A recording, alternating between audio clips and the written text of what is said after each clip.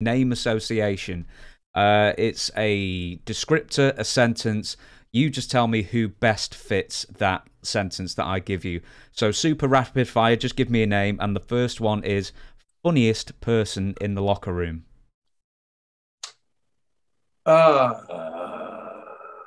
I guess Bobby Jagers. They said they went as the out in Nebraska. What was it? He teamed up with Dutch Mantel for the Kansas City Jayhawks. Jayhawks, brother, man. Hey, boy, you knowledgeable. I speak to Dutch Mantel every month. I do a show with him, so I've got my Dutch Mantel knowledge up a bit now.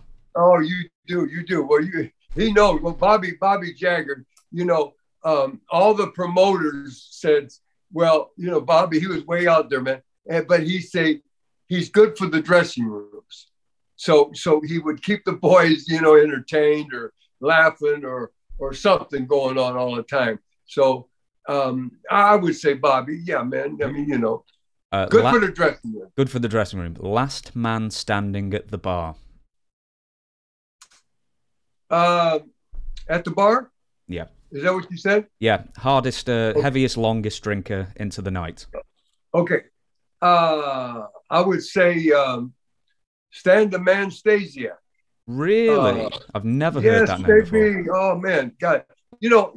Most of the old timers, including the Volkovs, the original, not the because Nikolai from the 70s that we just lost. God bless him. He was nothing but health. Real fast, James. I said to myself, if anybody is going to see the century mark in our business, 100 years old, it's going to be three guys. And we lost them all. And I can't believe it. And number one was Killer Kowalski, vegetarian, just never did drugs, never did drink, never did nothing. Nikolai Volkov, the second one, not the one that trained me, that broke me in the 60s. He's saying same thing, train and work out and never drink, never abuse his body, nothing but health food. And the other was Bruno Sammartino. Same thing, ran, worked out, nothing but health, no steroid. He was one of the first, James, to bench big. In the early 60s or late 50s, there's maybe a handful, you could count them on two hands anyway, in the world that could bench press 500 pounds. He was one without steroids. There was a big guy named Pat Casey, big guy, 400 or 500 pound wrestler, and I mean, not wrestler, but bodybuilder or weightlifter that could do it, but he was steroid up and all that, Not like now, man. That Henry, he was doing 700-800 or whatever, 900. I don't know what they're benching press now, But Bruno, and we lost them all. See, and all in the 80s, 70s, 80s, and so it just breaks my heart. But the last man standing at the bar. Yeah. Okay, Stasiak. He would, most of the people, the old timers, always alcoholics. I'm telling you. I mean, this is how we would do it every night. Get a 6-pack, put it by down or whatever down by there, and we'd drive. Or man, guys would get the Crown Royal, man, and take the top off and throw it out the window and drive, man, and boy, just drinking like it was a quart of beer or something, and whatever your thing is, they drink. And then, of course, in the 70s, 80s, then here comes the drugs, and here comes the steroids. Here come steroids even in the 50s, 60s, but it was just Dianabol. That's all they had. But now they had everything. But last man standing, Stan Stasiak, because he would drink. I seen him all night. And I'll tell you, he'd drink until, boom, yeah, last man standing at the bar until he fell down. And when he fell down, well, he was home. he was home. Carry him upstairs and take him to bed at the, because we'd always drink, they would, at the hotel or at the lounge where we stayed. I'll give you a few more then. The smelliest wrestler who never washed their gear. Oh, my goodness. I guess the Pig Man. He was the Sheik's bodyguard and tough cat man. And he was his, he would protect the Sheik. He drove him. But yeah, and they call him Pig Man, and for one reason, he used to come out with a pig, but he smelled like that pig. And hey, I'll tell you the gospel, man. And he was just hard on the young kids. He didn't want to see no young kid get in his business, and he was hard on them, man. He was, yeah, it's a shame. The greatest enhancement talent / jobber?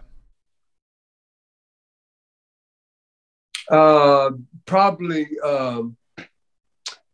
yeah. Like I said, and I'm not knocking, brother, because this is what we did years ago. I was a jobber, and I was very fortunate to not be labeled, to get up and get out of there early, and just right place, right time, and real fast. Before I tell you this, real fast. Once they took interest in me, and it was Vern Gagne and Dick the Bruiser, because they were partners in Chicago. As I said, both TVs would go in Chicago, Illinois, and would run. Half the boys were from Bruiser's territory in Annapolis, half the boys from Gagne's in Minneapolis. And once a month we'd sell it out, just like Madison Square Garden, but it wasn't that big, but it was the amphitheater, big. And that was a big event. And once a month, but both of them, Bruiser and Gagne, as they said, we got to do something with this kid. He looks good. He listens. We like him. He's going to be good for us and for the business and bop. But he says, here I am. I'm real lean. I'm just naturally lean. I got my wrist, man. My legs like a racehorse. My ankles. And so I weigh now. I'm real lean. I weigh what I did in high school. Right. I'm 80 years old, brother. I weigh what I did in high school. I wear the same jeans, same size pants, Levi's. And 34 waist and 34 length, brother. I'm lean, man, because I'm natural now. Why carry all that around with you? I got so much arthritis and joints and everything, and so why carry that around with you? So I just do what I do and eat what I want, and I just this is how I was meant to be. I had to force feed. They said, Jimmy, you got the height. I was 6'2", 3", and now I shrink down when you get older. But he says, you got the height, you got the look, you're good looking, you got nice hair, you got great body, but they want to see big people. They don't want to see, people that, because they're buying tickets. If you're big as them, they want to see big people in that ring. And TV makes you look bigger, for sure. And then even at the house show, you look bigger because you're up higher and they're sitting lower and you're in that ring and the lights are on you and you're, man, greased up and, baby oiled up and, man, the lights showing on. So they says, you got to gain weight. So I started force feeding. I didn't know how to do it, James. At that time, I know it's all a science now. Everything's diet. And I was eating, so I started force feeding. I'd eat 6 sandwiches for lunch every day. I would make sure I'd get a gallon of milk in my body every day, a dozen eggs in my body every day. And I didn't know, and it was just a lot of wrong stuff doing, but I gained weight. I got big and I made it, luckily. But going back, who was the best jobber what was the Yeah, who's the jobber that you enjoyed working with the most? Who would put you over the best? Yes, yes, and this is not a knock. I love this man, and I'm going to tell you, and it's a plug, man. And he's my brother. He's a Christian, and just like I am, and he's got his own little wrestling company for years, and he's made his living, and it's number one, Mr. George South. George Hey. South, brother. Hey, he went had a match with Flair on TBS, went all over the world, the Superstation, with Ted Turner's when we got that in the 80s, and tore the house down. And brother, hey, he's my boss. I work for him. I still work for him, man. I love him. I talk to him every week on the email stuff. I don't know how to turn the new thing, but Angel, my lovely wife, does. She does it, and she hits it for me. And if we talk, James, ever, it's coming from me, but she's typing, all that.